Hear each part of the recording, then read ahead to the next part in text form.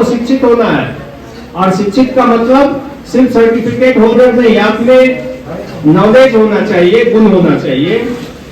Certificate A4 size के कागज मिल जाने से कुछ नहीं होगा, फिर बेरोजगारी के लाइन में खड़ा रहेंगे। वैसी शिक्षा की बात उन्होंने नहीं की है, सद्गुणी नॉलेज पूर्ण शिक्षा की बात की है।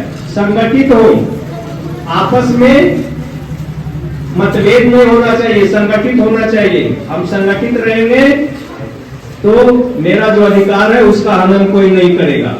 और तीसरी जो उन्होंने साधन बताई वो संघर्ष है। तो संघर्ष का मतलब उसका निगेटिव एस्पेक्ट नहीं, आपको लोकतांत्रिक तरीके से संघर्ष करना है। यदि आपका कोई अधिकार का हनन कर रहा है तो इसका तात्पर्य नहीं कि वहां हम अलोकतांत्रिक जो तरीका है मारपीट या कुछ अपशब्द इसका प्रयोग नहीं करेंगे, हम उसका निदान लोकतांत्रिक तरीके से करेंगे। तो ये उनका जो 3 उद्देश्य और 3 साधन है, इसको याद रखने की जरूरत है, आपको अपने जीवन में उतारने की जरूरत है। और इनके आदर्श पर चलकर आपको भी समाज में जो कुछ कुरीतियां या विसंगतियां हैं उसको दूर करना अब आपका दायित्व बनता है, आपका कर्तव्य बनता है।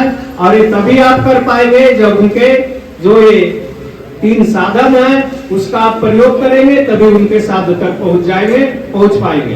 बस मेरा भी एक ही मोटिव है कि हम जो भी हैं वो एक सामान्य परिवार से आते हैं या एक गरीब परिवार से आते हैं, और हमें अगर आगे निकलना है तो उसका एकमात्र साधन है या एक हथियार कह लीजिए, वो सिर्फ शिक्षा है।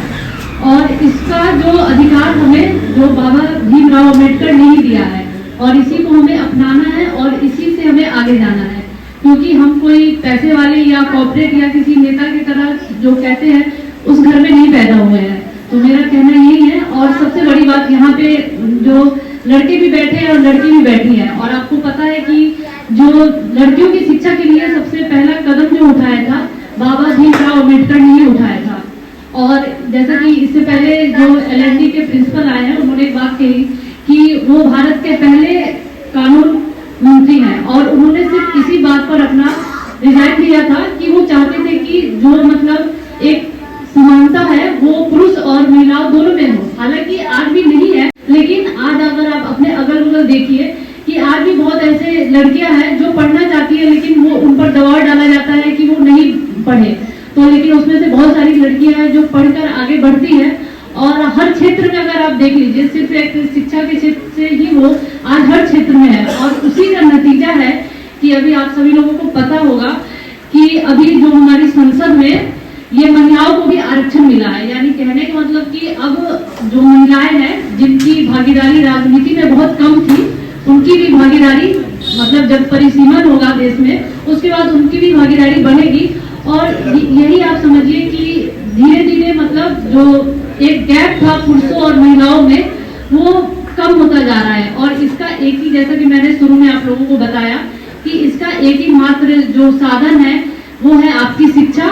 और ये डिपेंड करता है कि आप कैसे पढ़ते हो। सिर्फ जैसा अभी किसी ने बताया कि सिर्फ मैट्रिक कर लेना और इंटर कर लेना और डिग्री ले लेना बहुत जरूरी नहीं है। आप उस चीज को कैसे सीखते हो, अपनी डेली रूटीन में कैसे उसको लाते हो, ये बहुत बड़ी चीज है।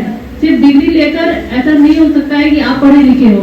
जैसे कि आपको एक और बात मैं बोलना चाहती हूँ, जो भी समाज के दलित वर्ग के लोग हैं जिनके लिए भीमराव अम्बेडकर ने सबसे पहले काम किया, क्योंकि वो खुद एक दलित जाति थे, और उसके बावजूद उन्होंने सभी जो भी समाज के गरीब वर्ग, वंचित वर्ग, पीड़ित वर्ग सभी के लिए काम किया। आज भी हमारे समाज में बहुत सारे ऐसे लोग हैं जिनको प्रताड़ित किया जाता है, तो वो इन सब चीजों से सिर्फ अपने अधिकारों से आगे निकल सकते हैं और उनके खिलाफ आवाज उठा सकते हैं। तो मेरा कहना यही है कि जो आपको समाज में लड़ने की जो शक्ति आपको देगी वो आपकी कलम ही देगी। इसके अलावा आपके पास कोई दूसरा अल्टरनेटिव नहीं है। इसी को कहकर मैं अपनी वाणी को विराम देती हूँ।